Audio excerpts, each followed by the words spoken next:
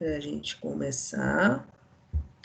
Então, hoje, a gente vai finalizar o conteúdo da unidade 2, tá? Deixa eu só ver aqui, que eu acho que entrou alguém aqui. Entrou não. Vamos finalizar o conteúdo da unidade 2, tá? Que a gente vai falar de articulação, vamos adentrar o conteúdo da... Não, aliás, a gente vai finalizar o conteúdo da unidade 2. Vamos finalizar, então, sistema esquelético, que a gente fecha com as articulações, tá? E vamos dar início ao sistema muscular, tá? E aí, a gente já teve o feriado da Sexta-feira Santa, que uma semana antes eu nem me lembrava, a gente tá, assim, tão fora do eixo, né? Ficando esse tempo todo em casa, assim, apesar de estar trabalhando o tempo todo.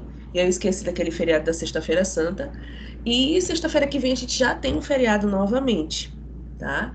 Então, quando a gente, na próxima sexta-feira, daqui a 2 semanas, a gente vai ter que arrochar no conteúdo para dar tempo de finalizar muscular e começar reprodutor, tá? Que reprodutor também é uma partezinha, ele utiliza uma unidade toda e é uma parte muito bonita, muito interessante de se estudar.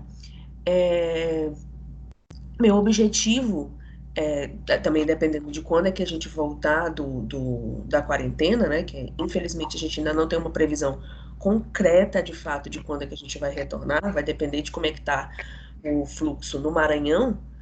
Mas o meu objetivo é tentar finalizar o máximo possível da teoria com vocês, ainda aqui nas aulas remotas, e deixar aulas práticas para a gente fazer nas nossas aulas presenciais, tá? Então a gente tem umas práticas legais relacionadas ao sistema esquelético, ao sistema muscular, ao sistema reprodutor também. Como minha área é análise clínica e citologia, então eu consigo puxar práticas para o sistema reprodutor bem legais para apresentar um pouquinho também da minha área para vocês, tá bom? Tá, Então bora lá. bora, deixa eu fechar aqui. Ok. Então, começando a nossa aula de hoje, a gente vai falar um pouquinho sobre o conceito, classificação e o funcionamento das articulações, ok? Vamos lá? Entendeu? Então, a articulação ou as articulações, o que que significa essa articulação? Em que consiste essa articulação? Ela é uma união funcional entre os diferentes ossos do esqueleto, tá? E ela é responsável por dar mobilidade, flexibilidade entre os ossos, bem como estabilizar essas zonas de união entre cada segmento do osso. Tá? Então, se eu não tivesse a articulação, esses ossos eles estariam extremamente vulneráveis, porque a gente teria um impacto direto desses ossos um ao outro, e aí eu poderia ter atrito e, consequentemente, desgaste se eu não tivesse essas articulações, ok?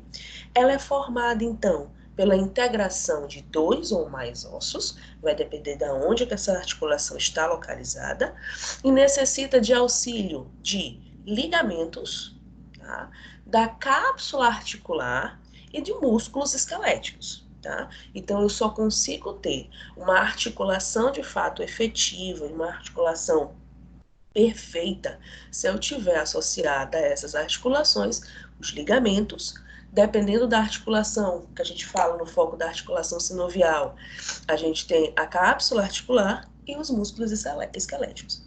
Então, um aglomerado de articulações nós temos o sistema articular. Então, em que consiste esse sistema articular? É o conjunto de articulações definidas como conexões naturais existentes entre dois ou mais ossos e servem como ponto de contato entre eles, tá? Então, a gente fala sobre a articulação, que é uma união funcional. Eu preciso dessa articulação para que eu leve a mobilidade, a flexibilidade dos meus ossos. Tá? Eu preciso dessa articulação para que esses meus ossos, eles não entrem em atrito direto e em desgaste. Quando a gente tem esse atrito, esse desgaste, a gente tem algumas patologias envolvidas a elas, como o exemplo a artrose.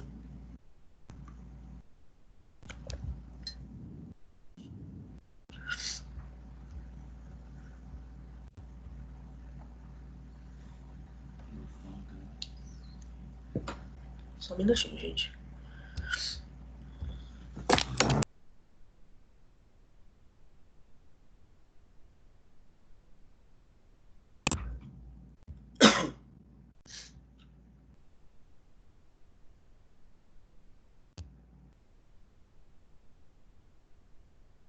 Pronto.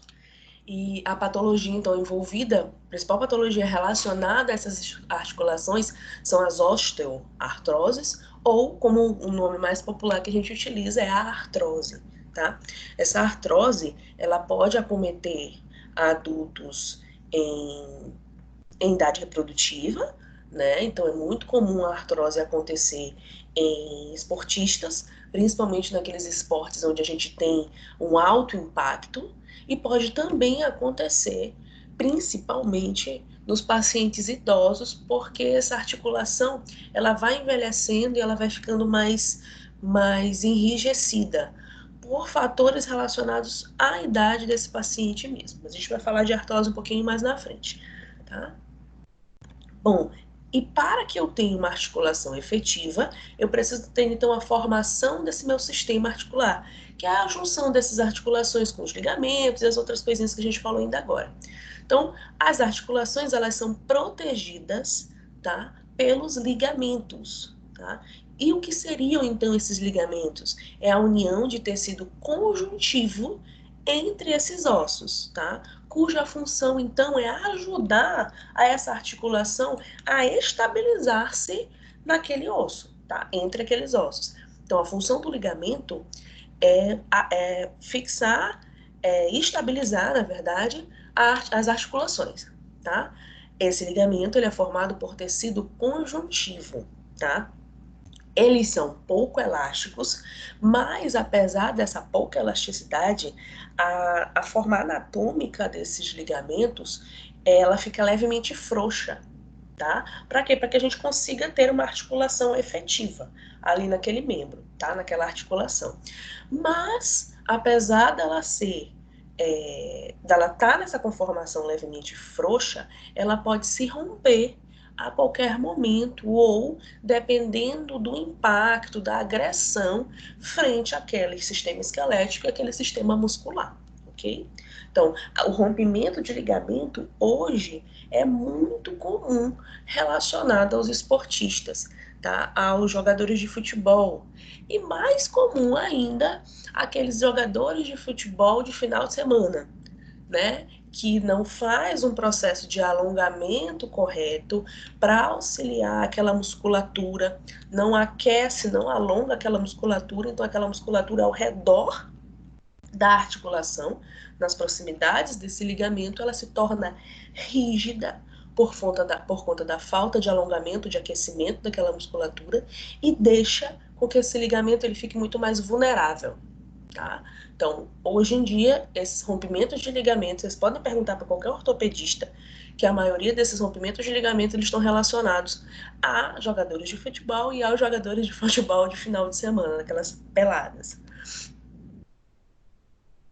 Nós dividimos as articulações em 3 grupos e classificamos elas de acordo com a quantidade de movimento que essa articulação permite, o tipo e o tamanho dos ossos que a compõem e as formas de contato entre as superfícies articulares, tá? Então, nós temos 3 tipos de articulações. As articulações sinartroses, ou posso chamar elas também de imóveis, tá?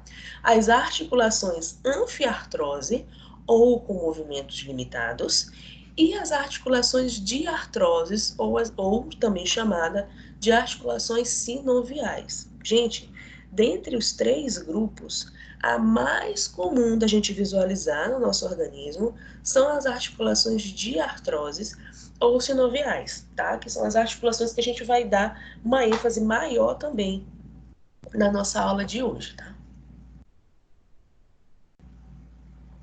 Bom, as articulações sinartroses, tá?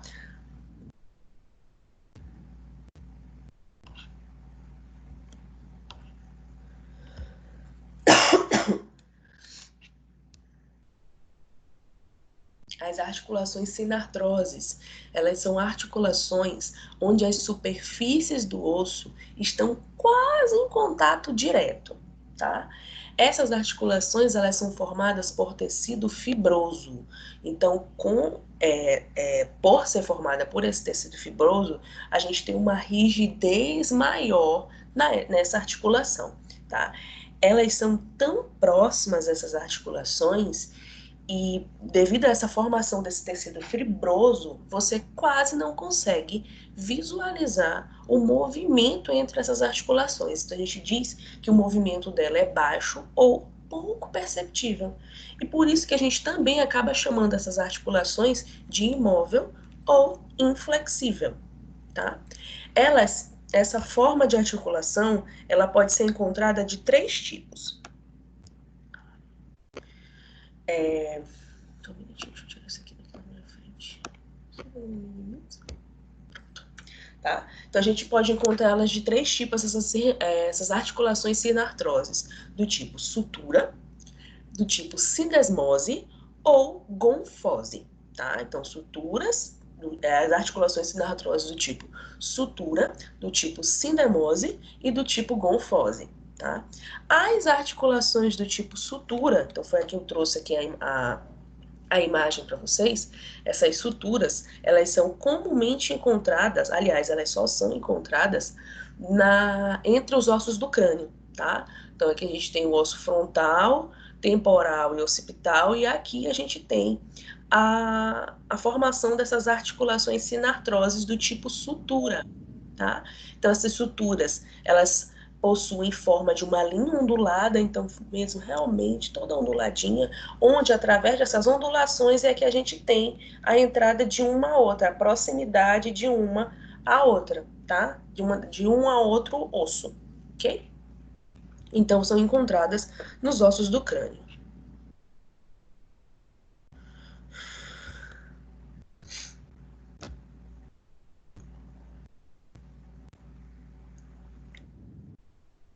As articulações na artrose do tipo estão suturas. Então, como eu acabei de falar para vocês, ela forma linhas onduladas, tá?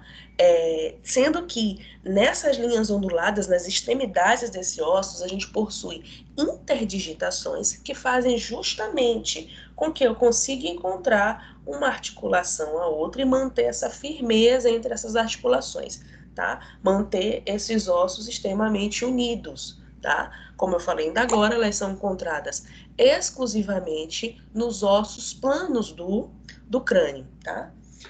Que é entre os ossos frontal, temporal e occipital. Essas suturas... Oi. Só uma pergunta rapidinho. A senhora vai passar o slide logo em seguida no final da aula ou vai demorar um pouco? Eu mando o slide logo para vocês. Eita, Isso, eu tinha te prometido de mandar ontem, né? Tu nem me lembrou. Eu não lembrei. É porque eu tô vendo aí que tem tem muita coisa importante, aí eu queria saber se a senhora podia logo passar logo quando acabasse a aula. Tá, eu vou fazer o seguinte: o slide eu mando logo quando acabar a aula, tá? E a videoaula eu geralmente coloco no final do dia, porque eu reúno todas as minhas videoaulas da semana e jogo todas de uma vez no YouTube. Não, é só o slide mesmo que eu tô Tá, aperreada, para me ajudar no. coloco sim, não te preocupa não, tá bom? Tá, ok, obrigada. Bom, as suturas, tá? Por isso a gente dá uma ênfase maior à sutura por conta desse dinamismo, aliás, dessa localização onde estão essas suturas. A gente subdivide elas em 3 grupos. São as suturas planas, as suturas escamosas e as suturas serreadas. Aonde é que a gente encontra a sutura plana? Sutura plana a gente vai encontrar principalmente no osso nasal, tá? Então, a forma como a gente encontra essas suturas...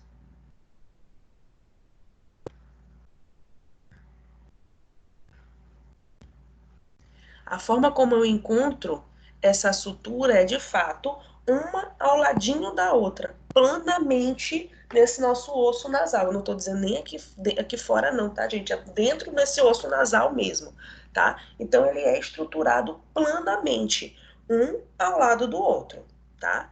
Quando eu falo da sutura escamosa, pelo próprio nome, ele remete a escamas. Então, a forma como ele está disposta é como se fosse quase um osso querendo entrar no outro, sabe? Formando mesmo aquelas escaminhas de peixe. Aonde que a gente encontra essa sutura escamosa? Bem aqui, ó, entre o osso parietal e o temporal, ó. Bem aqui nesse espacinho, a gente encontra justamente essa sutura escamosa. É como se fosse um entrando no outro mesmo, tá? Praticamente assim, tá bom? Já a sutura serreada, ela lembra muito o conceito geral das suturas, tá? Porque a gente encontra ela em formatinho de serra ou então no formatinho de linhas onduladas, tá? Que é justamente muito relacionada ao conceito geral das suturas, tá?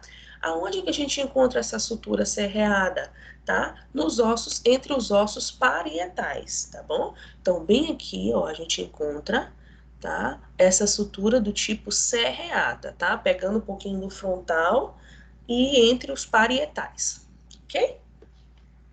O que eu preciso saber daqui? Conceito geral de sutura, tá? Saber que a sutura faz parte da articulação signartrose, tá? Que é formada por tecido fibroso e ele tem uma característica de imobilidade ou inflexibilidade, tá? É o principal tipo de articulação sinartrose e as suturas a gente só encontra nos ossos do crânio. As suturas são subdivididas em 3 grupos: sutura plana, encontrada nos ossos nasais, sutura escamosa, encontrada entre o parietal e o temporal, tá? E a serreada, que a gente vai encontrar entre os ossos parietais e aqui também entre o parietal e o frontal, tá bom? Falando um pouquinho mais sobre as suturas, aliás, não sobre a sutura propriamente dita, mas sobre uma estrutura que eu tenho entre as suturas, tá? Essa estrutura é chamada de fontanela, ou o nome bem popular para essas suturas, nós temos a famosa muleira, tá? Muleira ou moleira, não sei como é que o dito popular acaba falando sobre essa estrutura. O termo técnico é chamá-la de fontanela e o termo popular é muleira, tá?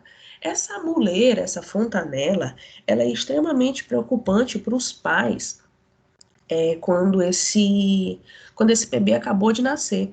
Então, eu conheço várias pessoas que ficam tentando ver se está tudo ok com a muleira do bebê, né, e tal. De fato, é importante essa observação, né?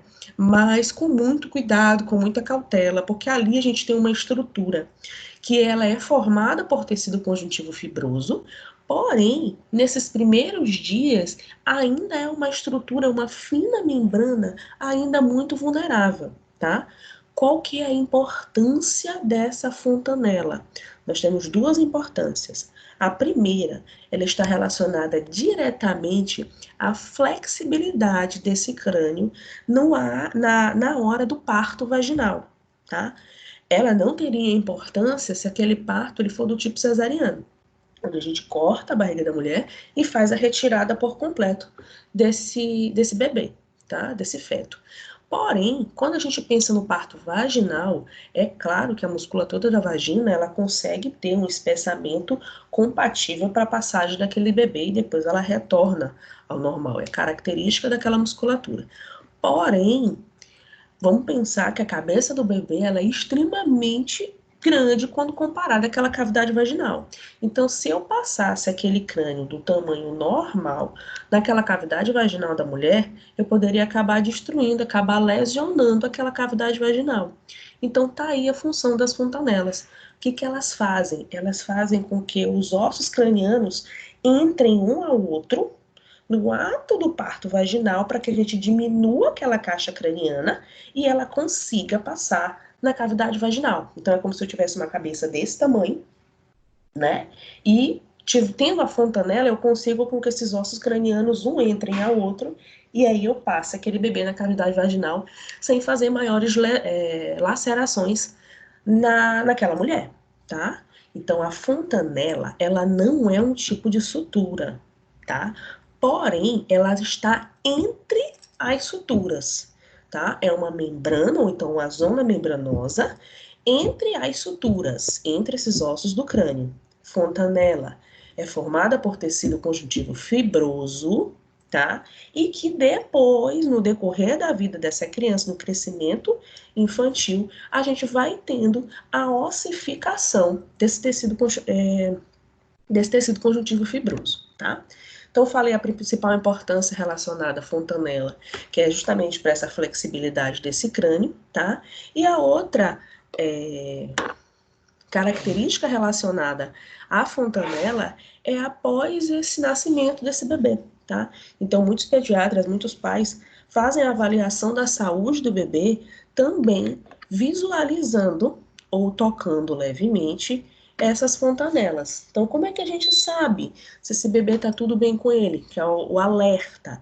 Se essa fontanela, se essa membrana, se essa fina membrana, ela tiver abaixada a nível do osso craniano, tiver abaixo desse osso craniano, a gente consegue perceber que esse bebê ele está passando por um processo de desidratação, tá? Então, ele está perdendo a água do organismo dele, tá? E dentro desse processo líquido, a gente vai ter a diminuição do líquido envolto na caixa craniana. Então, a gente vai ver o processo de desidratação através do abaixamento dessa fontanela a nível dos ossos cranianos, tá? E outra relação também é se essa fontanela ela estiver alta, tá? Quando ela estiver acima do nível da caixa craniana, tá? Quando ela está acima da caixa craniana, é que provavelmente esse bebê está tendo um processo de estresse. Ou ele está chorando porque ele está com fome, ou ele está chorando porque ele está com dor. Geralmente, essa alta dessa fontanela está envolvida aos estresses relacionados ao choro excessivo do bebê. Então, alguns pediatras relatam que você deve deixar o bebê ter aquele processo de choro, porque ativa o sistema circulatório, ativa o sistema respiratório, porém, a gente deve ter em alerta que o choro excessivo, ele pode levar a um estresse ao bebê, tá? E aí aumentar essa pressão arterial e fazendo com que essa fontanela, ela também tenha uma elevação, tá bom? Então, a fontanela, ela não é uma sutura, ela está entre as suturas, é uma zona membranosa formada por tecido conjuntivo fibroso, que após, geralmente lá em torno dos seus 1 ano e meio para 2 anos, é quando ela fecha por completo, tá? Ela ossifica por completo, tá? E está relacionada à flexibilidade do crânio na hora do parto e o alerta dela com relação à desidratação e ao estresse fisiológico desse bebê, tá bom? Bom, outros tipos também de articulação sinartrose, fora a sutura, nós temos a sindesmose, tá? A sindesmose, ela possui uma lâmina de tecido fibroso e ligamentos, né? Sendo encontrada exclusivamente na articulação tíbia-fíbula, tá? Então, a gente visualiza essa sindesmose bem aqui, esse pontinho branco aqui, tá? E entre o rádio e a una, onde a gente também visualiza essa articulação. É uma articulação menos comum, menos trabalhada, porque a gente só encontra exclusivamente nesses dois lugares. Mas ela também é formada por tecido fibroso e ali a gente também tem ligamentos, ok? E as gonfoses? As gonfoses, a gente também quase não relata elas. Quem trabalha extremamente a respeito das gonfoses são os profissionais da odontologia, tá? Por quê? Porque as gonfoses a gente encontra exclusivamente no encaixe ósseo das raízes dentárias, tá?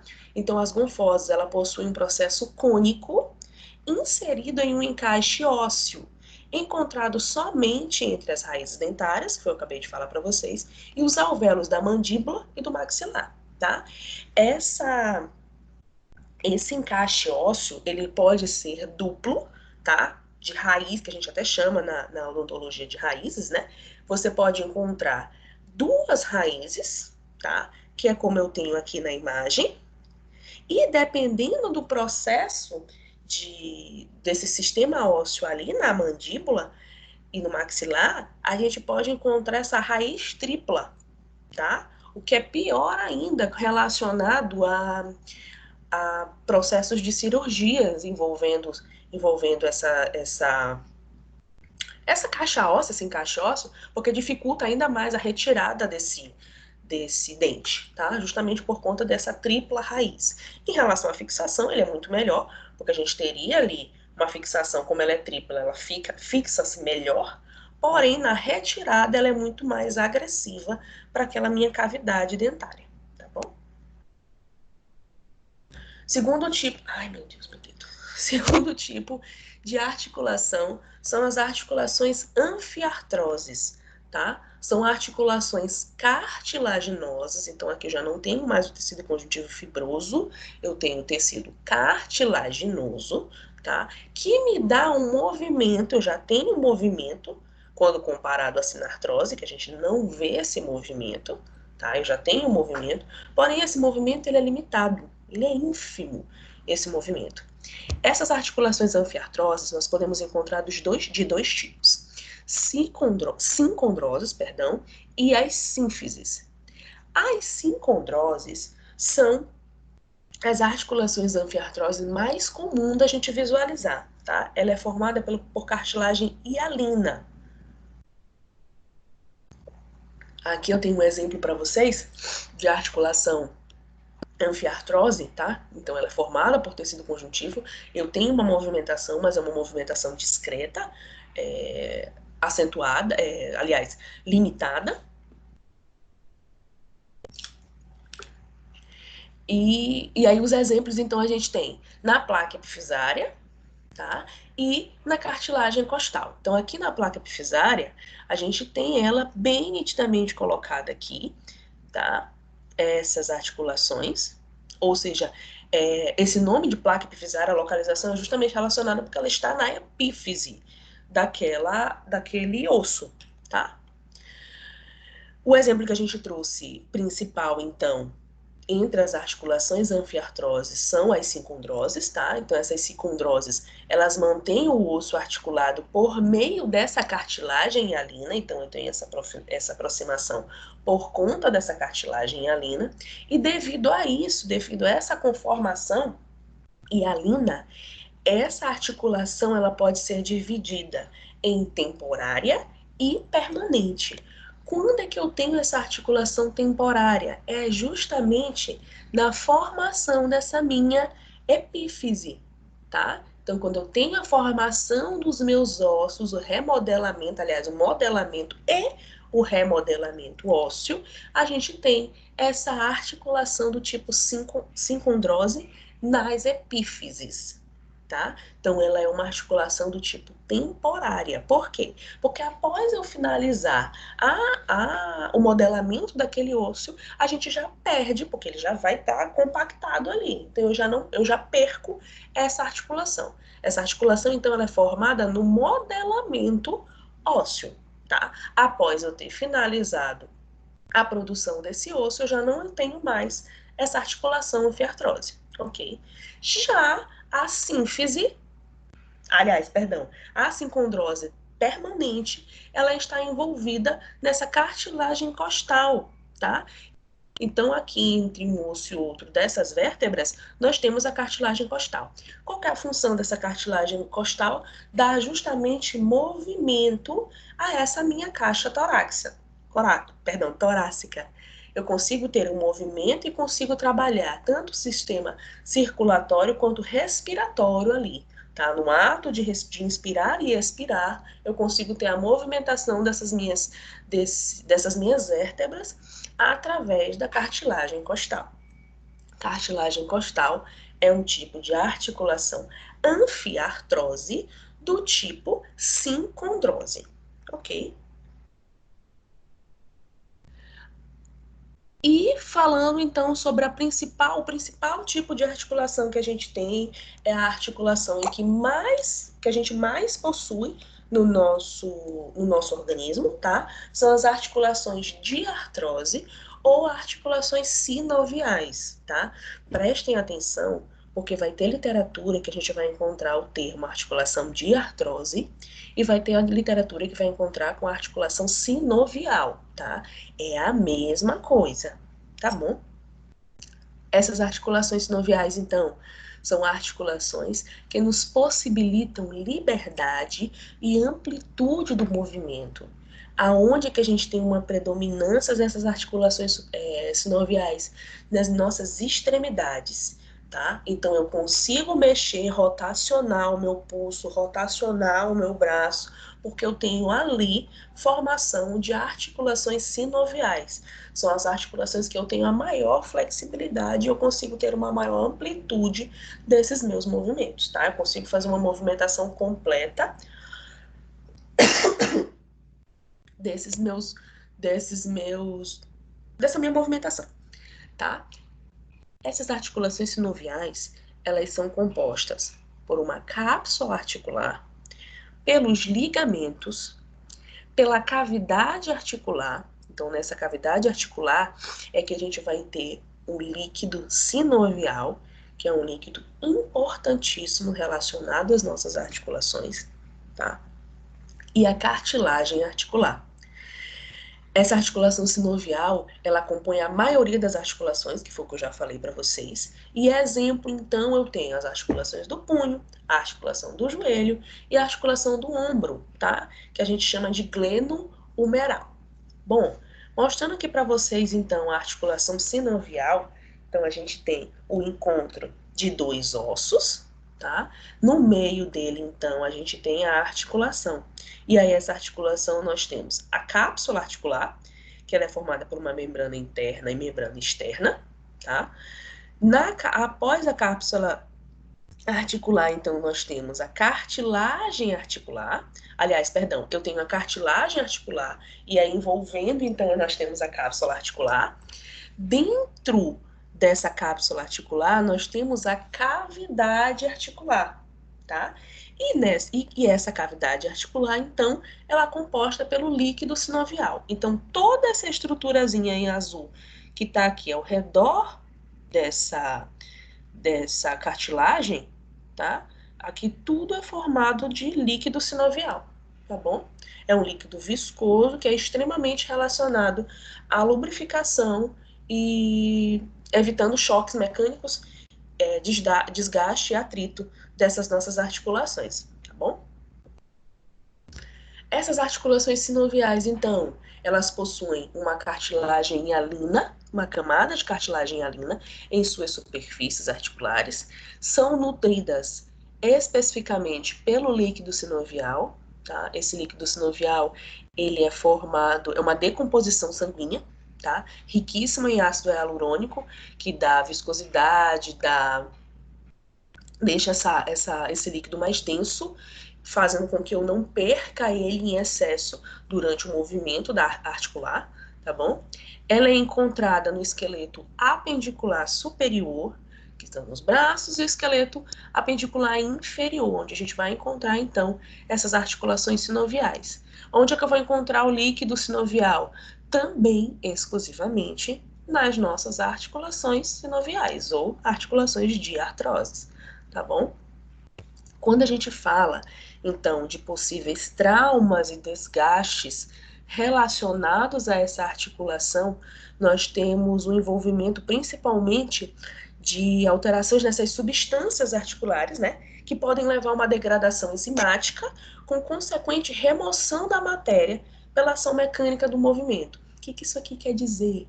Tá? Que no decorrer da vida dessa pessoa, se ele for um esportista, que é como eu falei ainda agora, e se já for um paciente mais idoso, a gente vai tendo perdas dessa articulação sinovial, tá? Eu começo primeiro a ter a perda do líquido sinovial, para depois eu ter o desgaste, o atrito por choque mecânico dessas articulações de artrose, é que vão me levar às patologias, algumas patologias envolvendo essas articulações.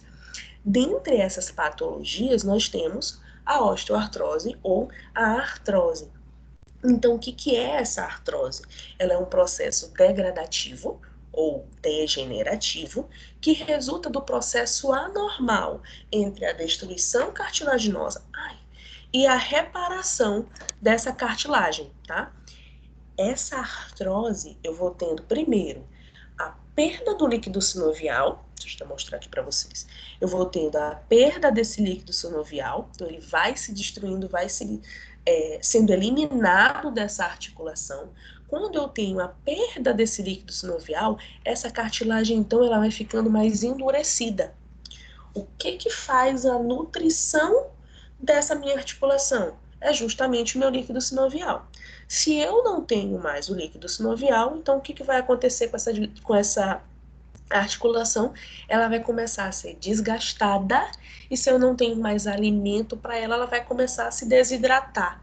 Esse processo de desidratamento dela vai torná-la rígida. E é aí que a gente tem a patologia envolvida. Por quê? Pacientes, eles acabam descobrindo que eles têm artrose, não é por fazer a punção do líquido sinovial, tá? Que isso aí é muito raro da gente fazer.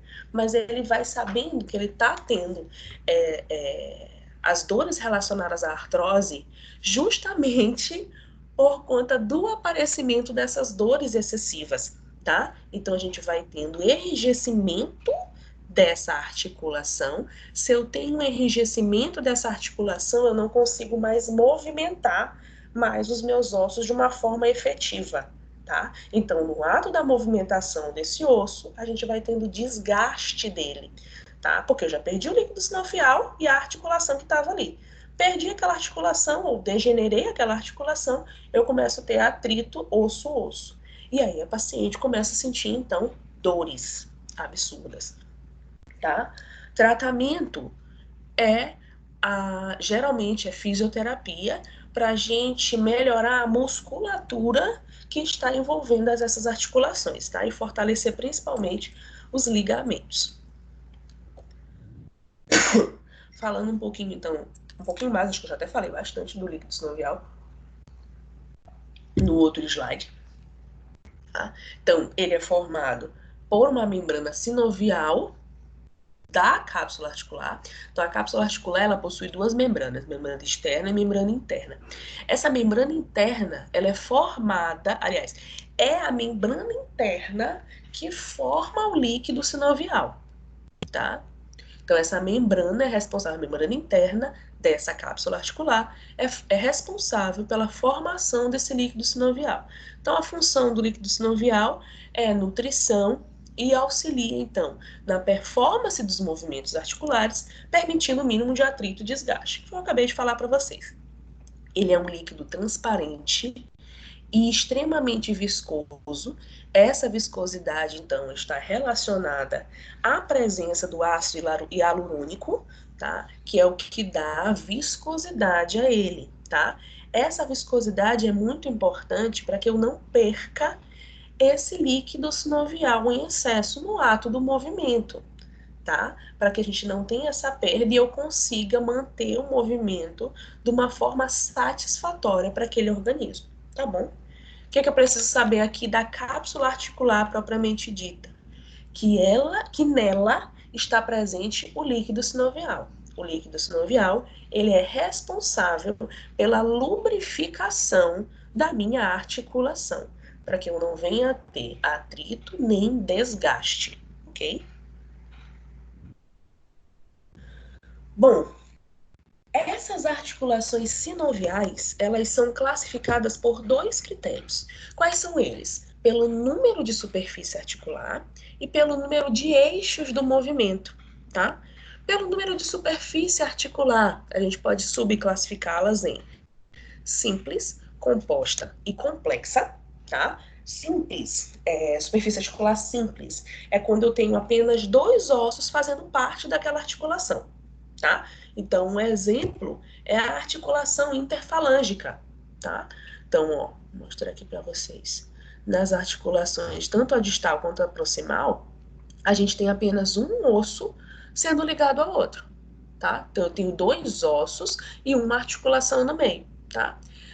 A minha lesão, um exemplo prático, iniciando os nossos exemplos práticos, um movimento errado que eu fiz na mão, eu acabei batendo a minha mão dessa forma e bati certinho aqui, tá? Então eu peguei certinho aqui, ó. Cadê minha seta? Eu peguei certinho aqui, ó. A articulação metacarpofalangiana até aqui o iniciozinho do trapézio, tá? Então eu peguei essas duas articulações bem aqui, tá? A articulação metacarpofalangiana e a articulação carpo-metacarpo, tá? Então eu bati grosseiramente essa mão aqui, eu só escutei na hora o tec, quer dizer, foram vários tecs, né? Bati aqui assim. Sei que eu não quebrei, por quê? Porque a dor era uma dor controlável. Eu escutei aquele tec, eu sabia que tinha sido certinho a má movimentação, ou então a movimentação errada da minha articulação. Gente, essas articulações, elas te promovem o movimento, elas te dão uma flexibilidade, mas também tu não pode judiar, tá? Essas articulações, elas não são 100% flexíveis. Dependendo da forma como você faz essa movimentação, você pode sim levar a uma judiação dessa tua articulação, tá? Então foi isso que aconteceu aqui. Por que que inchou? Lógico, porque a gente tem musculaturas envolvidas também nesse sistema ósseo, tá? Então, além de eu ter judiado a articulação, eu judiei a musculatura envolvida nessa articulação, tá? Então, por isso que ela incha, tá? Mas aí você tem que ter a diferença da dor da quebra, da fissura óssea, né? Da laceração óssea e a diferença da dor envolvendo apenas a articulação. Então, mesmo sentindo muita dor na hora, eu tentei movimentar o dedo para ver se não tinha mesmo nada fora do lugar. É óbvio que ali a musculatura logo na hora incha, por conta dessa judiação nela, então incha a musculatura, as veias ficam bem mais acentuadas por conta desse processo de impacto agressivo que envolveu esse dedo, tá? Então, isso é normal de acontecer? Dependendo da forma como você movimenta essa articulação, tá bom? Simples, então já falei da simples e citei o exemplo aqui para vocês. Número de superfície articular composta é quando eu tenho 3 ou mais ossos que fazem parte dessa articulação, tá?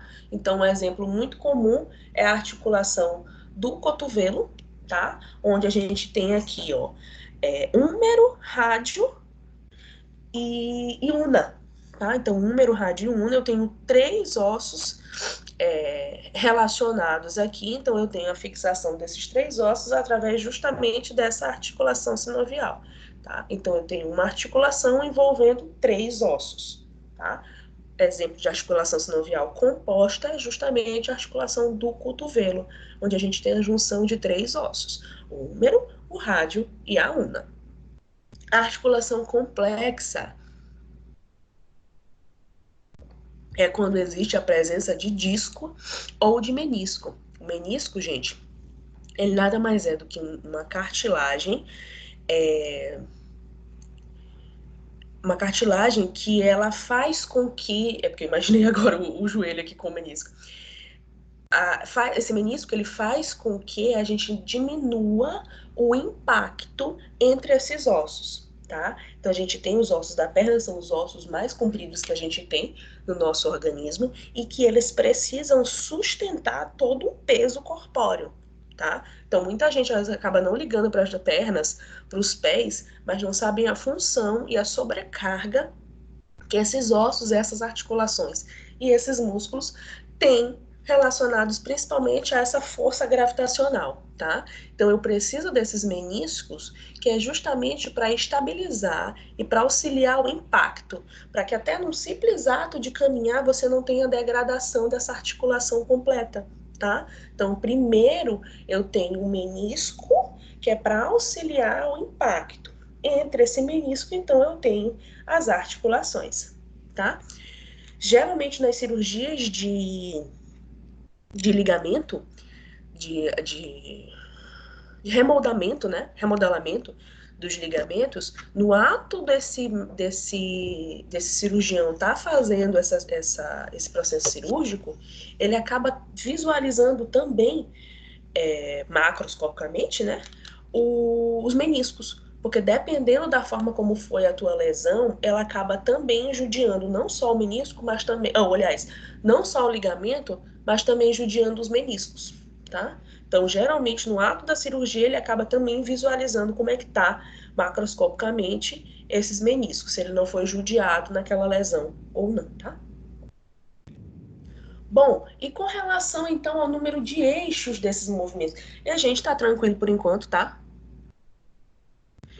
Como é o nome da colega que sempre fala que eu falo rápido? É Sara, né? Era Sara? Sara não tá aí. Não, acho que era. Não, mas tá tudo ok. Tá tranquilo, né, por enquanto?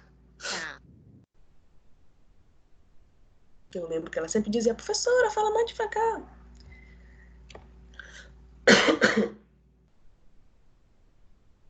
Bom, e aí então com relação ao número de eixos do movimento. Então a gente tem do tipo não axial, uniaxial, biaxial e triaxial. Então o que significa isso?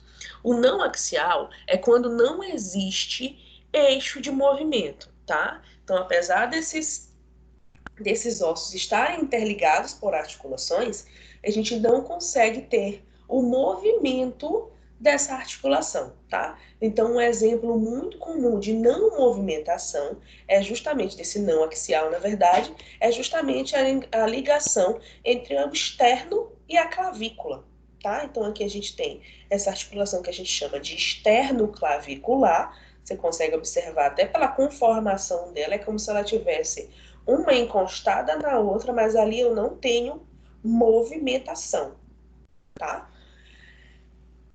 Exemplo de, aliás, o que seria essa movimentação uniaxial? É quando existe um eixo de movimento, tá? Então, um exemplo é a articulação metacarpofalângica. Não acabei nem colocando aqui para vocês, né? Mas eu vou mostrar bem aqui no dedinho, tá? Bem aqui, ó, na articulação metacarpofalângia. Eu só consigo fazer essa movimentação em um sentido, ó. Eu não consigo virar ela para um lado e para o outro. Você percebe que é fixa, ó, essa movimentação. Eu não consigo ter. Porém, eu consigo fazer essa movimentação de uma forma, de um tipo. Ou seja, ela é uma articulação uniaxial. Eu consigo ter um eixo de movimentação, tá? Na biaxial é quando existe então dois eixos de movimentação, tá? Na biaxial, o exemplo é a articulação radiocárpica. Não, oh, caramba.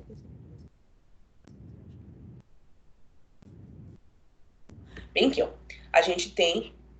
Ai, cadê minha seta? Aqui a gente consegue ter a movimentação biaxial, tá bom? Que é quando eu tenho dois movimentos. Eu consigo fazer ele de um lado e consigo fazer ele do outro tipo de movimento, tá? Então, quando eu tenho dois tipos de movimento, eu tenho a articulação biaxial. E a triaxial, tá? Que é o que facilita a nossa vida, eu consigo estar articulando com vocês aqui, justamente por conta desse movimento triaxial, é quando existe, então, três eixos de articulação. Aliás, três eixos de movimentação. Essa aqui, ela seria uma articulação sinovial perfeita, que é quando a gente consegue ter um movimento amplo, tá? Uma movimentação, um eixo de rotação completo. Aonde que eu encontro esse triaxial na articulação glenohumeral, tá?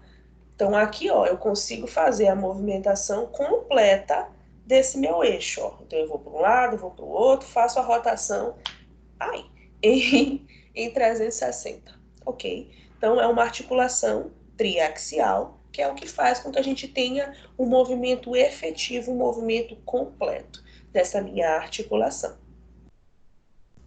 Essas articulações, aliás, para que a gente tenha uma promoção do movimento do corpo de uma forma efetiva, né? Eu preciso eu preciso que as minhas articulações elas estejam o tempo todo lubrificadas através desses líquidos sinoviais, né?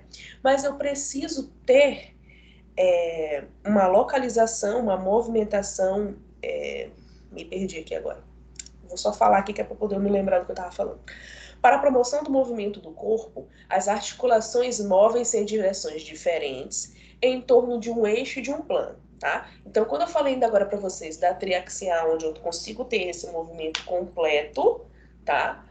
Não reparem os tex-tex, porque eu tenho desgaste de musculatura, de articulação, na verdade, por conta justamente de atividade física, que na adolescência a gente acaba fazendo atividade física e não aquece, não alonga, então eu tenho desgaste muscular a nível de ombro e a nível de joelho, por conta justamente dessa falta de alongamento muscular, que leva a um desgaste da nossa articulação. Mas enfim, quando a gente fala das movimentações a nível de membros superiores, nós temos as movimentações divididas em 6 grupos. Quais são esses grupos? Movimento do tipo flexão, movimento do tipo abdução, extensão, circundação, adução e rotação.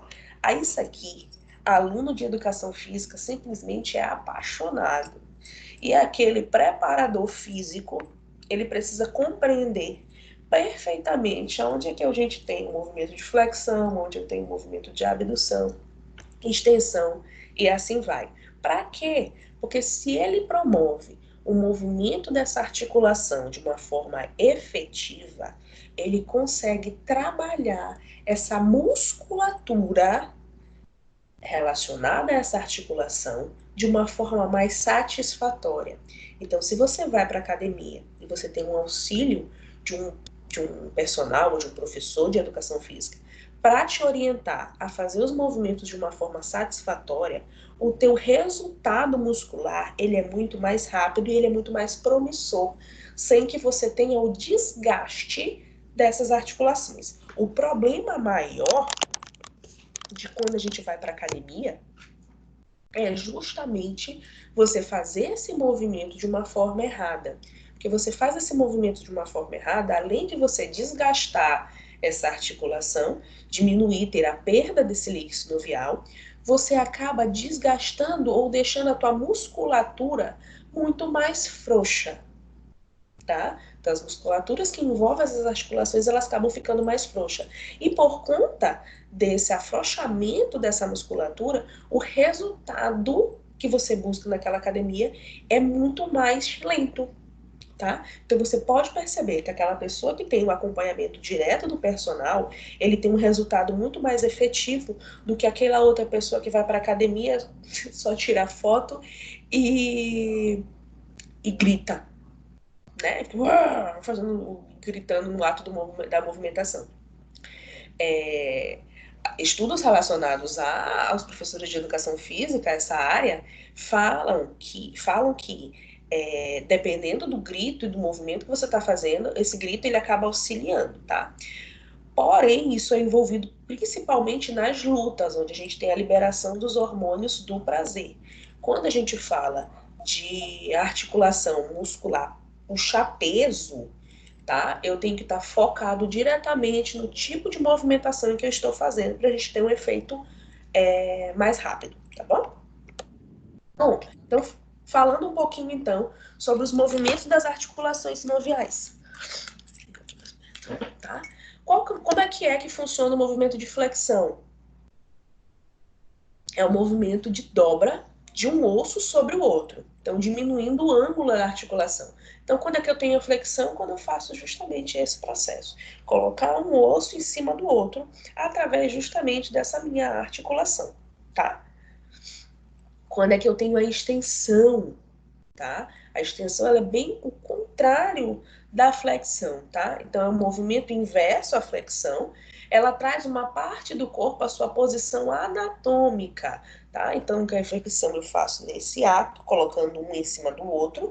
Na extensão, eu faço o inverso, tá? Eu coloco esse meu conjunto de ossos estendido para fora, ou seja, eu localizo um para longe do outro, tá? E via posição anatômica. Qual é a nossa posição anatômica? É quando a gente está de pé, tá? Com os braços virados para frente.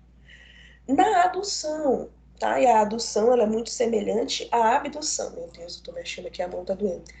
A adução, ela é o movimento que aproxima qualquer segmento corporal na tua linha média ou linha mediana do corpo, tá? Então, a adução é esse movimento no braço, né? A adução é esse movimento de você articular o teu braço para dentro do teu eixo corpóreo, do teu eixo da tua linha corpórea, tá?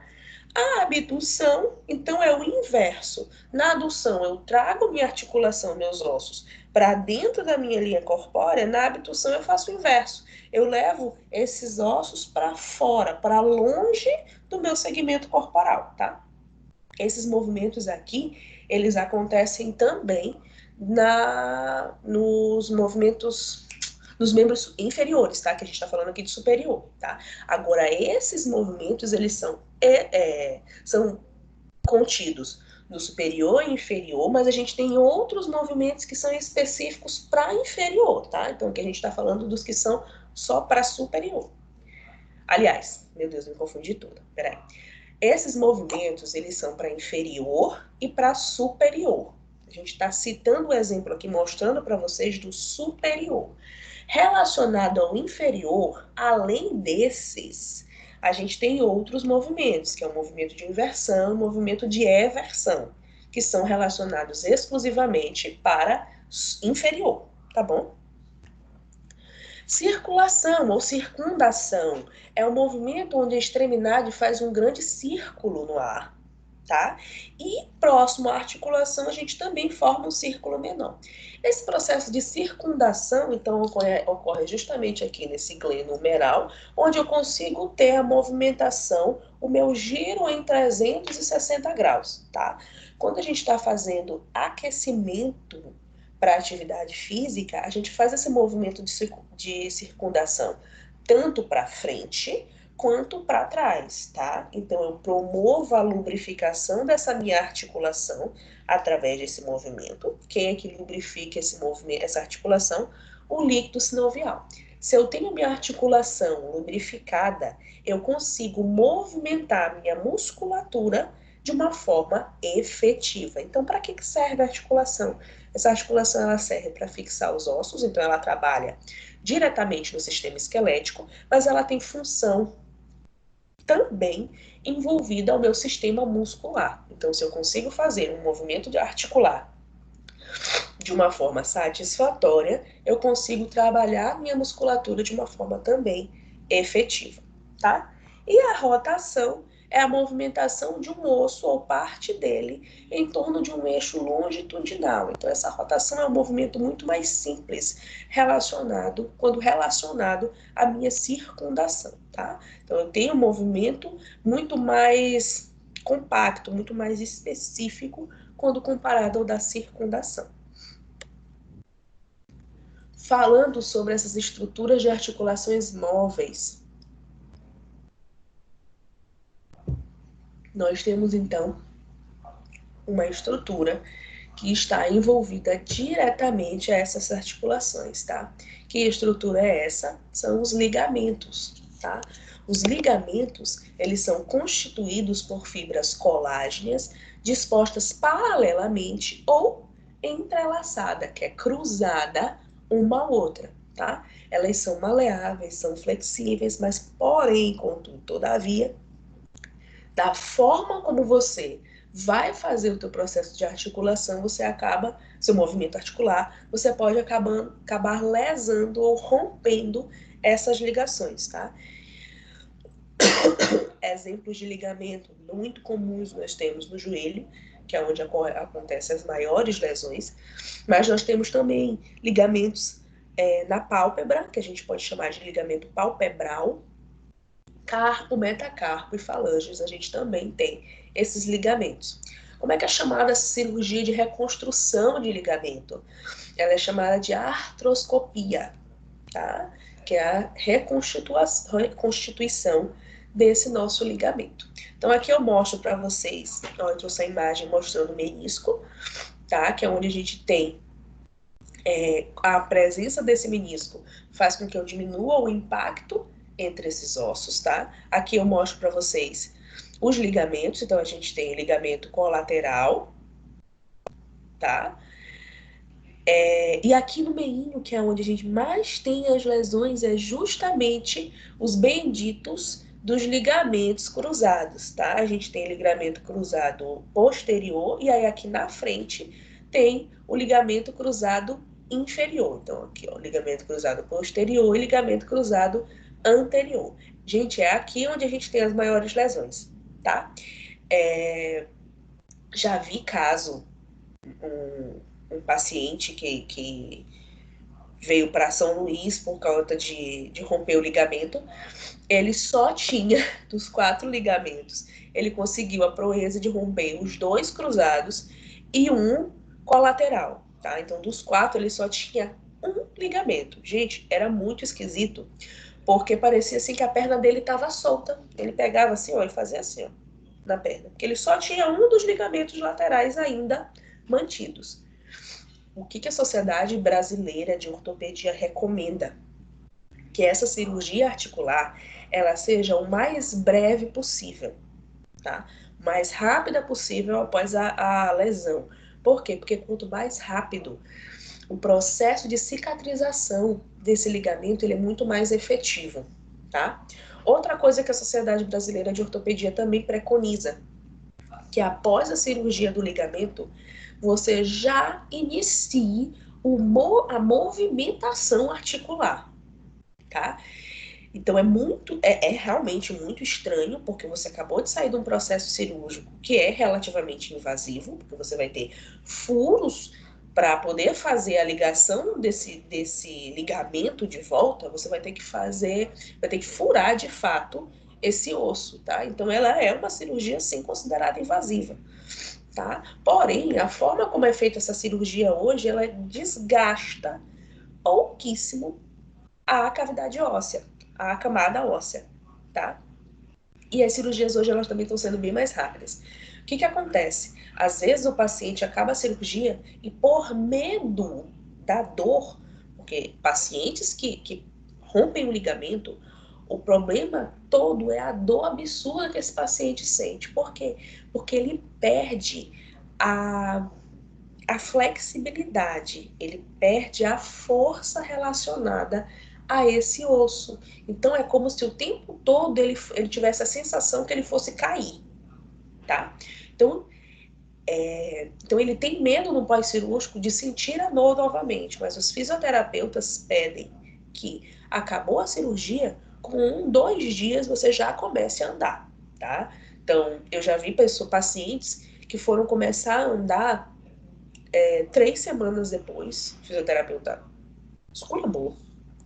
Já vi paciente fazendo o processo de andar, de caminhada, depois de 3 meses da cirurgia.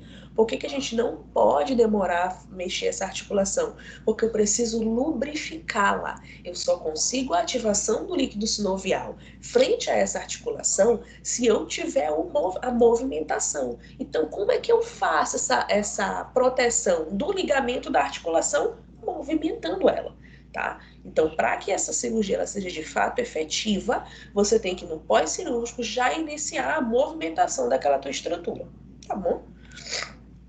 Eu coloquei essa imagenzinha aqui, mas depois vocês podem ir para a internet. Tô começando a ficar...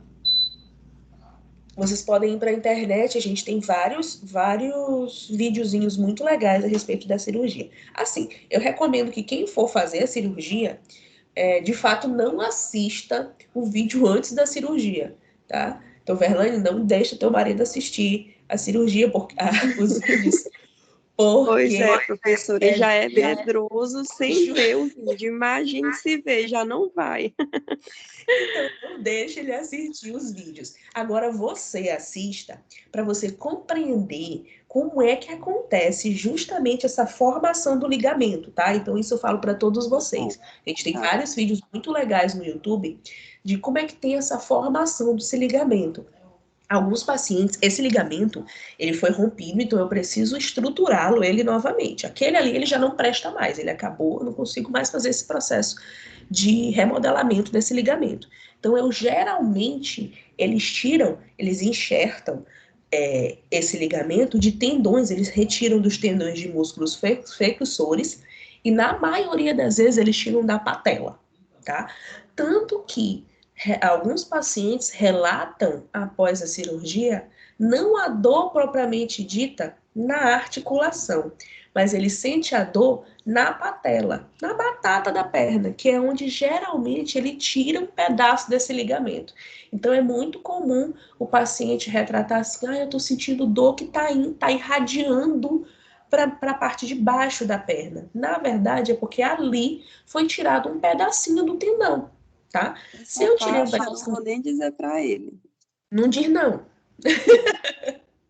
tá? Então, geralmente, esse paciente, ele sente dor na patela, ele acaba não sentindo dor na articulação propriamente dito, e sim não estou mostrando aqui na patela não, tá, gente? Estou só mostrando para vocês aonde é a localização da dor. Então, ele sente um pouco mais embaixo, que é justamente da onde tirou o tendão. Vocês vão ver que ali a gente também tem um processo de cicatrização, porque eu abro ali, faço um corte externo ali, e retiro um pedaço daquele tendão para fazer a ligação lá na minha articulação, tá bom? Então, eu tiro daqui e coloco na minha articulação, tá? E aí, eu preciso fazer essa movimentação para quê? Para que esse tendão já seja inserido diretamente na minha camada óssea, para que esse tendão venha a entender que agora ele faz parte daquela articulação.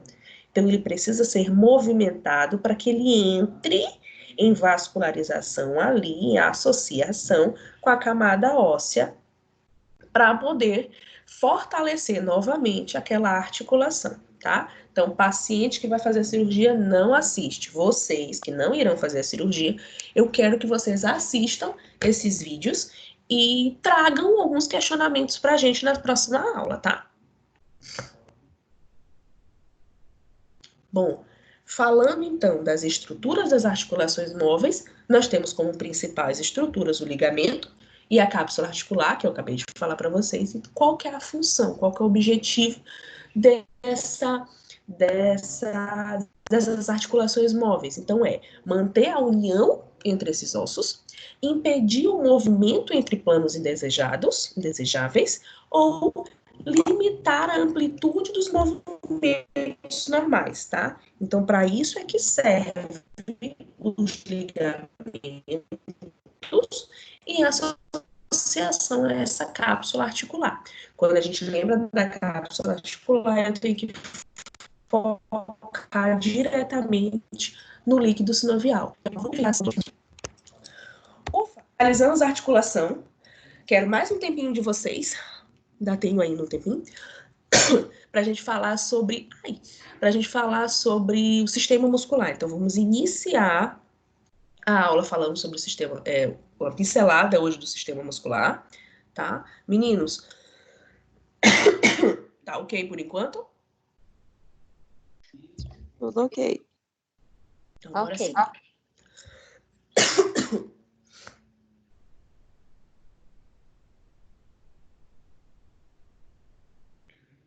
Então, bora lá.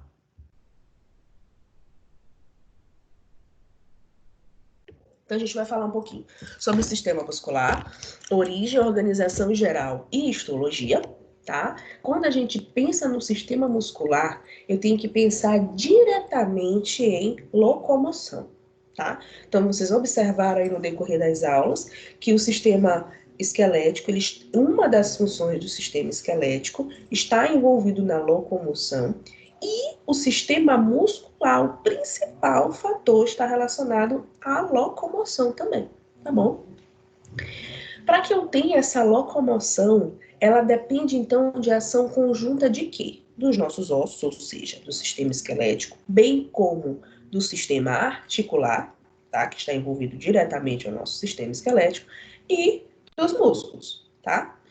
Mas eu também preciso ter a associação desses fatores relacionados diretamente ao nosso sistema nervoso central, tá? Que é onde eu tenho o lançamento da informação através dos neurotransmissores no que eu vou fazer ou não, tá? Só que isso, gente, essa movimentação relacionada ao sistema, aliás, os neurotransmissores, eles trabalham de uma forma de milésimos, centésimos, milésimos, é muito rápido, tá? Essa resposta. Então, não é assim, eu quero movimentar o braço, aí ele vai movimentar. Não, é automaticamente você tá pensando em movimentar, ele já tá mandando os neurotransmissores te mandar a resposta com relação à tua movimentação, tá? Então, isso é muito rápido. Não sei se vocês já viram essas sinapses no sistema nervoso, ciências morfofuncionais do sistema nervoso e cardio, tá? Então, esses neurotransmissores, eles trabalham de uma forma muito efetiva, muito rápida, para que a gente tenha a movimentação, ok? E esses meus músculos, então? Os meus músculos, eles são capazes de se contrair e de relaxar. Então, a função principal é essa. Aliás, a função principal é locomoção, e essa locomoção, então, é feita através de contração e relaxamento, tá? Isso, então, possibilita que o meu corpo se movimente e mantenha suas funções vitais, tá? Esses movimentos, eles promovem a circulação do meu sangue, podem, exemplos, né, de movimentação, promover a circulação do sangue, impulsionar o alimento até a chegada do tubo digestório, piscar o olho, o ato de respirar, tá? Que é involuntário, mas a gente também está relacionado ao nosso sistema muscular. O simples ato de falar, de sorrir, de andar, tudo isso está relacionado ao nosso sistema muscular, ok?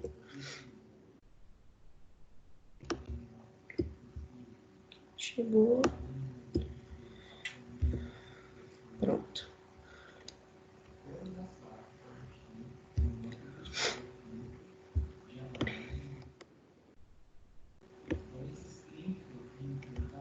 Prontinho.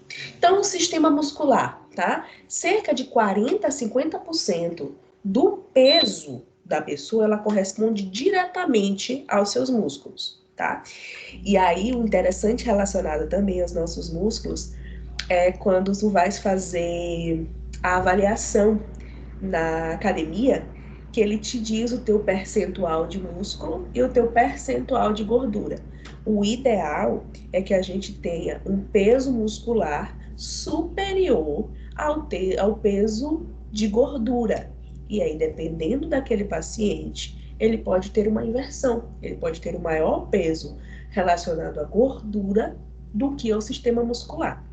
Isso é muito comum nos pacientes, de fato, que a gente consegue observar fisicamente que ele é mais gordinho, porém, essa inversão ela acontece também naqueles que a gente chama de falso magro, tá? Que quando ele vai fazer essa avaliação, ele fisicamente a gente não consegue observar, mas quando ele vai fazer essa avaliação, a gente observa essa inversão, tá? Isso não é bom, tá? A gordura, ela tem todo um processo fisiológico envolvido principalmente atividade hormonal, então eu preciso ter gordura no meu organismo, tá? Porque algumas proteínas são lipoproteicas, eu preciso de gordura para ativar essa proteína, tá? Porém, eu preciso também de um quantitativo de muscular maior, porque se eu não tiver músculo suficiente, eu não ando, eu não respiro, eu não como, não faço nada, tá bom? No nosso organismo, há aproximadamente 600 músculos distribuídos nos diferentes membros e estruturas do nosso corpo, tá? Com diferentes formas, tamanhos, nós temos, então, classificação de músculos grandes, músculos pequenos, arredondados, planos e fusiformes, tá? Então, essas são as classificações quanto à forma e ao tamanho. Músculo grande, exemplo de músculo grande é o músculo da coxa, então ele é um músculo completo, tá? Músculo pequeno, os músculozinhos da face, tá?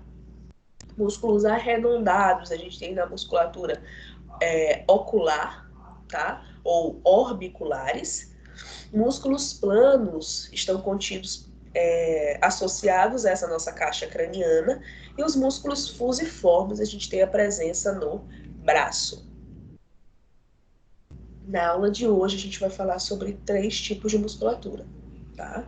Musculatura lisa, musculatura estriada esquelética e estriado cardíaco. Músculo liso, tá? Os músculos lisos são chamados de não estriados, tá? Possuem uma contração lenta e involuntária. Meninos, me deem só um minutinho. Um minutinho.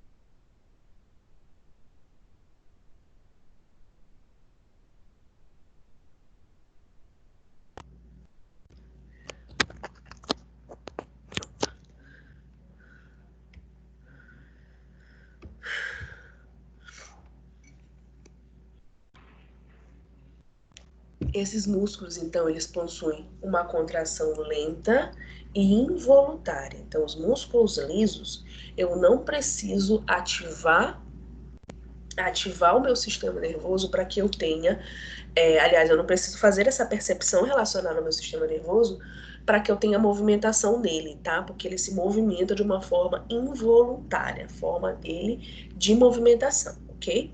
Esses movimentos, eles podem ser gerados e ocorrem independente, então, da nossa vontade. Foi o que eu acabei de falar. Os movimentos são relacionados... Quais movimentos estão relacionados a esses músculos? Então, exemplo, a ereção do nosso pelo, tá? Na passagem ali da mudança de clima, tá? Ou num cheirinho no cangote, que faz com que esses teus pelos venham a ser eretos, tá? Movimentações do esôfago, do estômago e do intestino. Então, quando a gente fala essa relação do movimento estômago-intestino, a gente fala diretamente dos nossos movimentos peristálticos. São movimentos que você não controla, tá? Então, quando você tá com uma vontade de defecar, por exemplo, tá? Eu tenho ali a formação do meu bolo fecal relacionada diretamente aos meus movimentos peristálticos. Então, o meu bolo fecal, ele é formado involuntariamente, tá? É o meu organismo trabalhando de uma forma, através da musculatura lisa, de uma forma involuntária, que eu não consigo, então, parar ou não esse movimento peristáltico, tá bom? Por conta dessa involuntariedade desse movimento, tá? Bem como o fluxo sanguíneo do meu organismo, tá?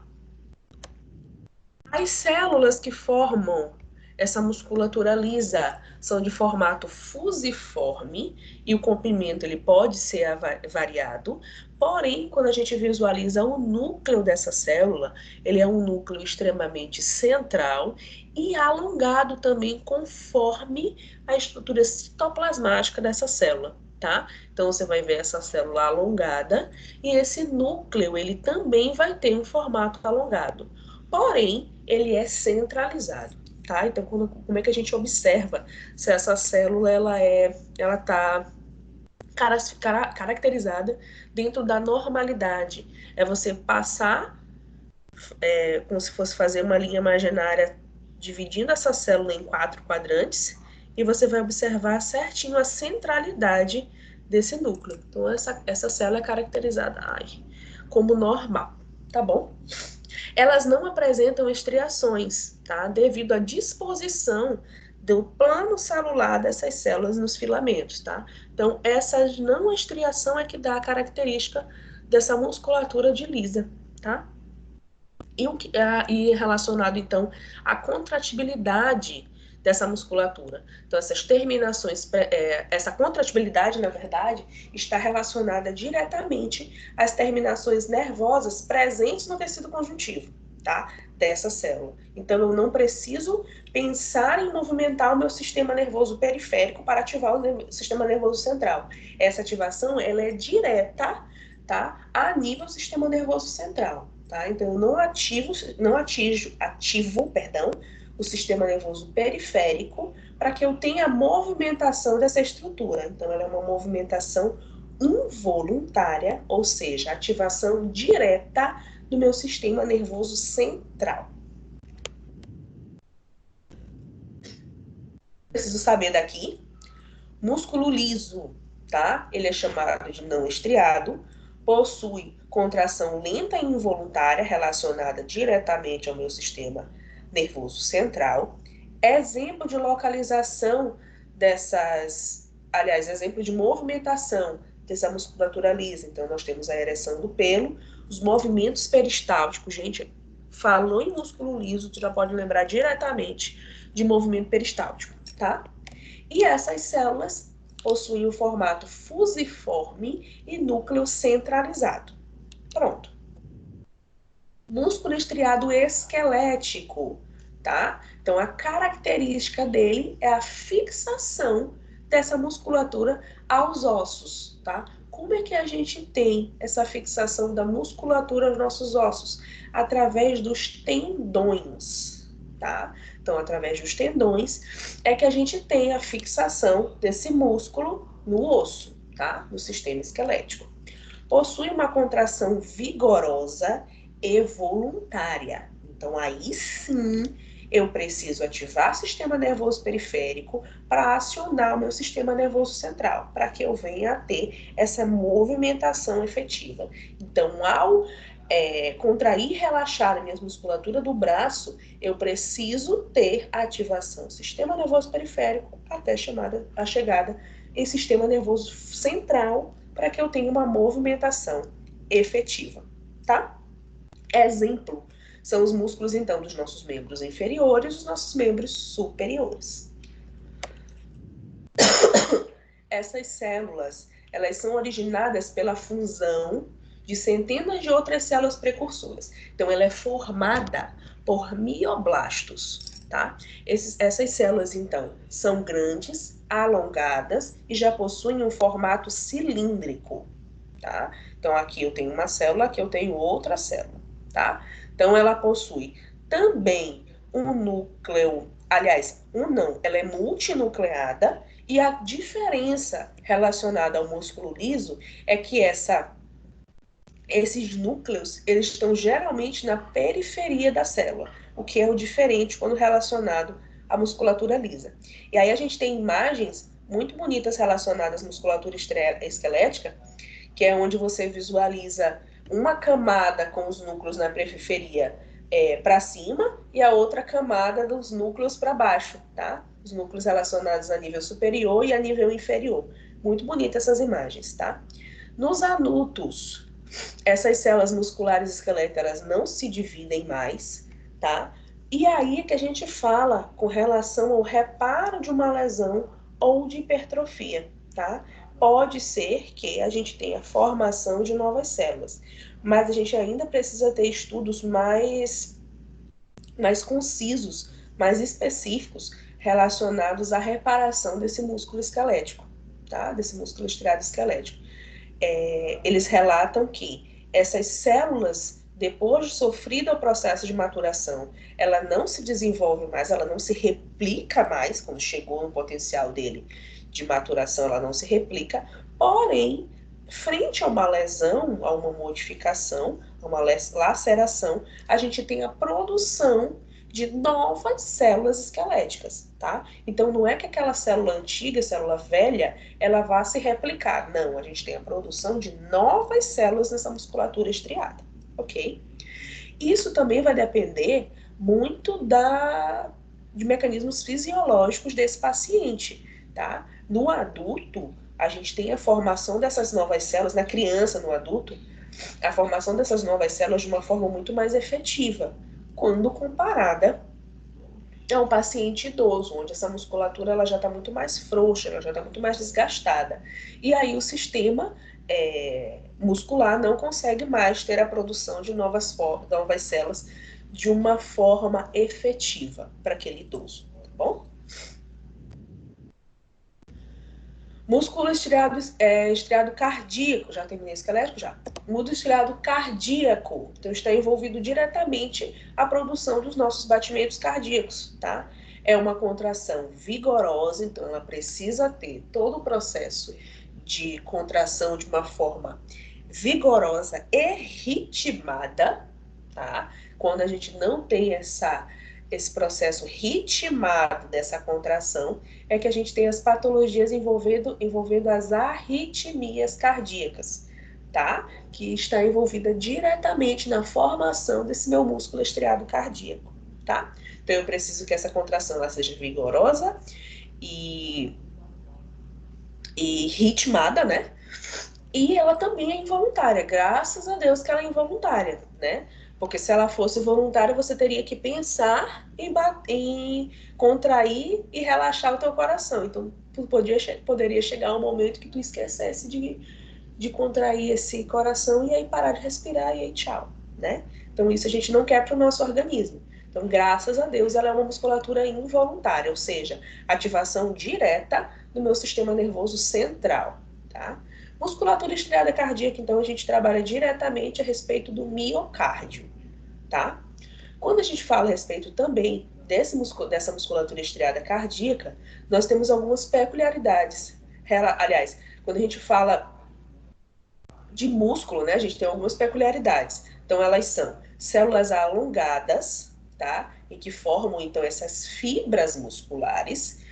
E elas são ricas em filamentos de actina e miosina, que estão responsáveis diretamente pela contração e o relaxamento muscular. Então, quando a gente tem a actina e a miosina, a gente consegue ter o processo de contração e relaxamento dessa musculatura para que a gente consiga fortalecer essa musculatura, que é o que a gente vai falar mais para frente nas outras aulas, tá bom?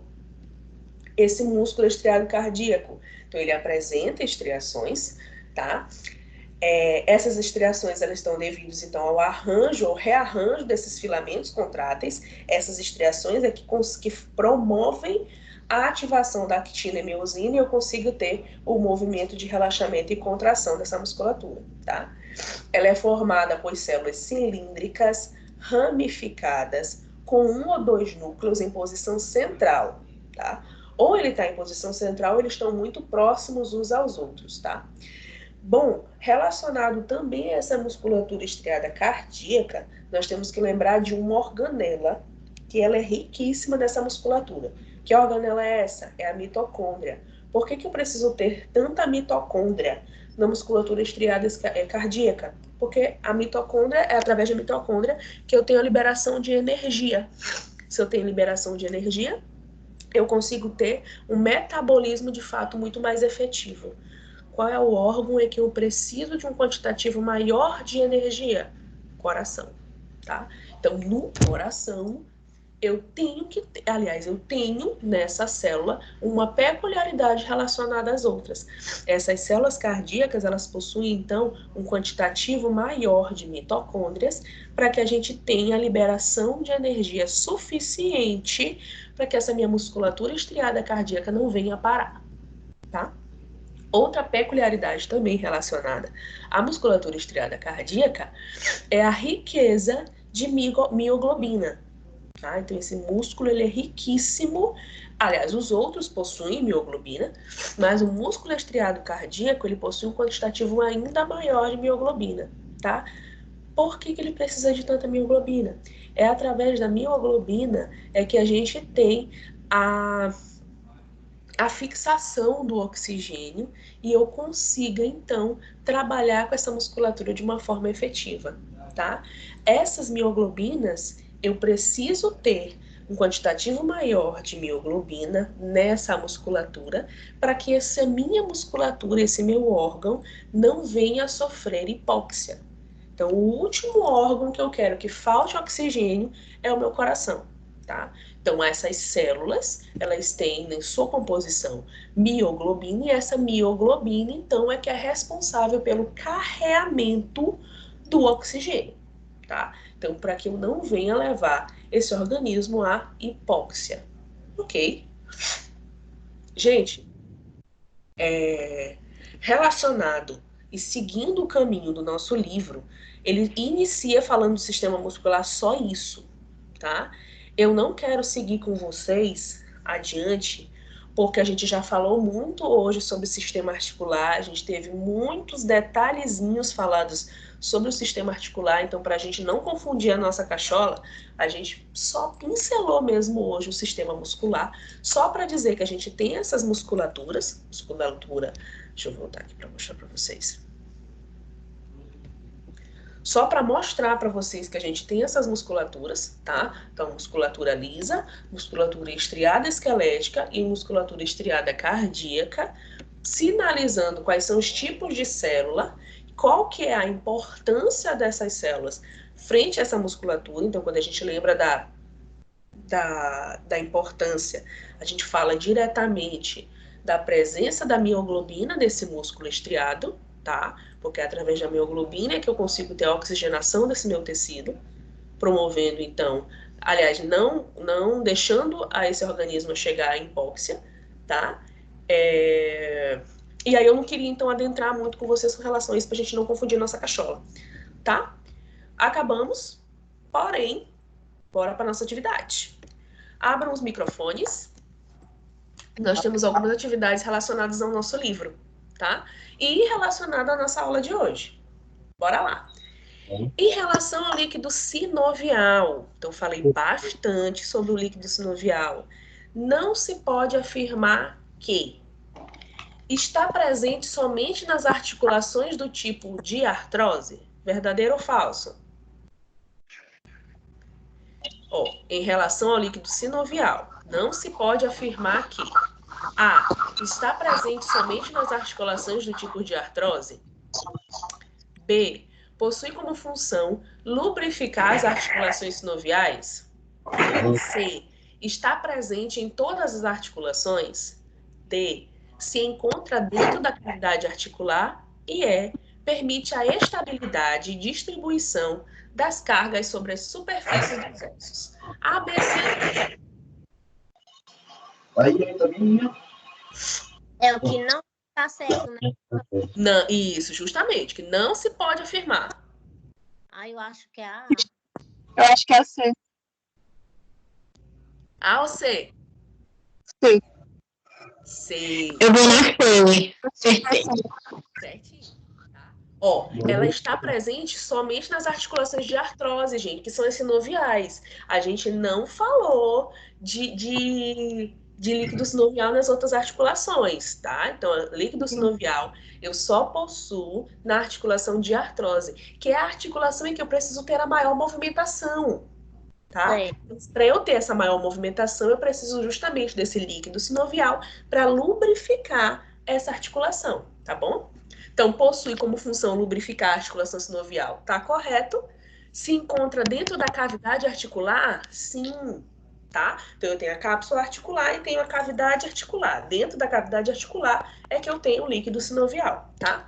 E aí permite a estabilidade e distribuição das cargas sobre a superfície dos ossos? Sim, tá? Então, seria certa, está presente em todas as articulações. Aliás, é errada.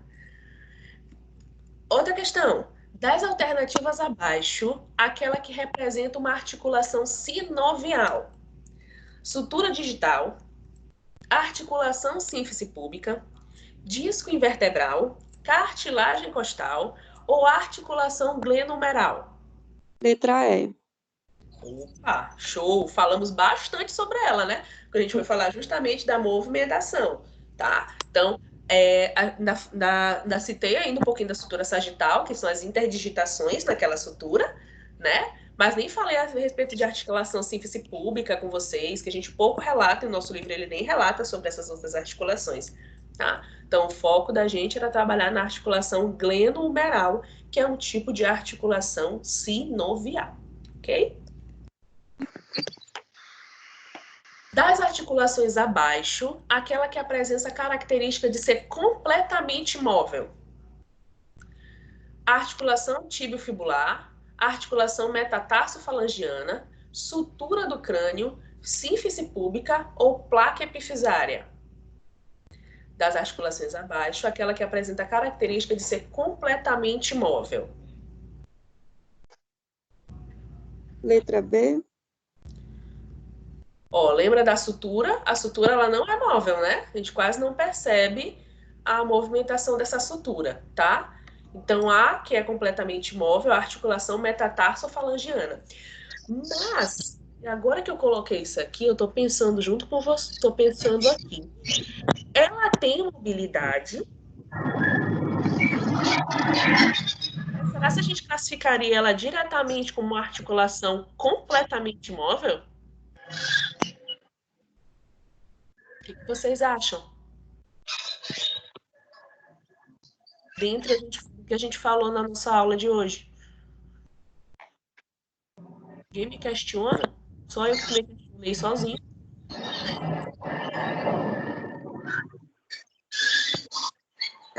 Vou trazer um artigo. Vou até procurar bem aqui. Um artigo envolvendo essa articulação metatarso. Porque até eu agora não gostei muito de classificar ela como uma articulação completamente móvel.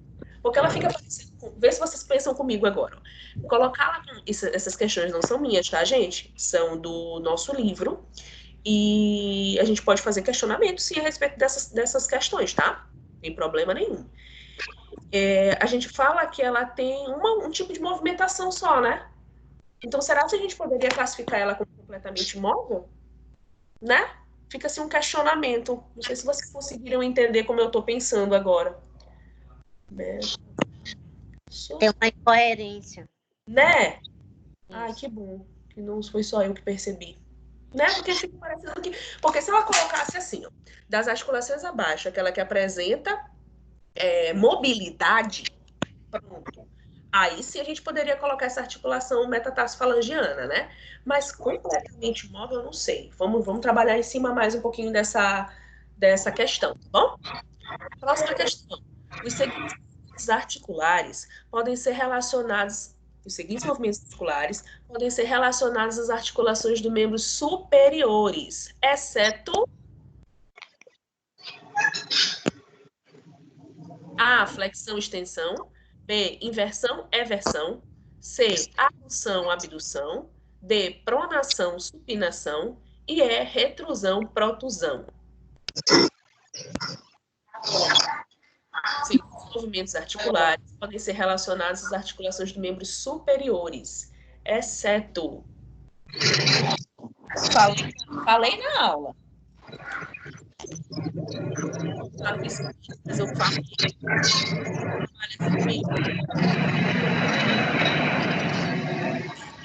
Quer trabalhar comigo nessa aula, hein?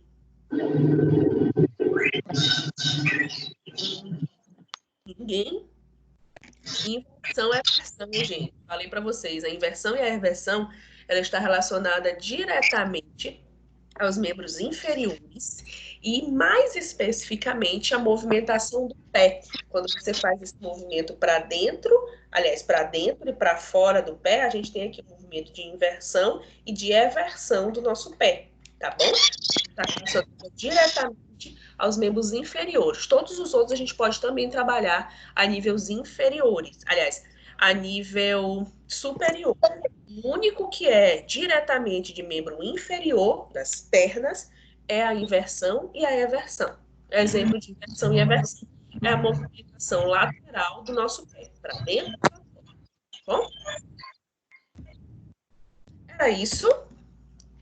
Quero saber como é que está a nossa atividade. Prazo de entrega é hoje, tá? Observei ontem que algumas pessoas já entregaram a atividade. As pessoas que entregaram a atividade, eu já até dei o feedback do e-mail, tá? Dizendo que eu recebi. Mas aí depois, de uma certa hora, eu fui dar uma de aluna ontem, então eu fui assistir umas aulas e não vi mais no e-mail. Então, vou fazer checagem hoje. Quanto mais cedo vocês conseguirem encaminhar a atividade para o nosso e-mail, mais cedo eu consigo liberar a nota de vocês. Tá bom? Tá. Ok. Tudo tranquilo hoje, gente, a respeito da nossa aula. Achei que vocês estão silenciosos hoje. Tá, tudo bem. Ok. Tem questões. Fazer mais pelo de Agora, professora, o áudio, acho que é porque tá todo o microfone aberto. Aí não deixa a professora falando. Então é isso, gente. Ó, então a gente fica por aqui hoje, tá? Semana que vem a gente não tem aula. Vamos ver como é que vai ter essa movimentação aí a respeito do coronavírus frente a esse isolamento social, tá? Para ver quando é que a gente vai retornar nossas atividades. Se tudo der certo, muito em breve a gente retorna. Mas se não tiver modificação, vamos continuar estudando online, tá bom? Qualquer dúvida, qualquer trauma, vocês podem entrar em contato comigo, tá? Eu peço para que vocês não entrem em contato direto comigo no AVA, tá? Porque não tá comigo, tá com a professora Marília. Só um minutinho.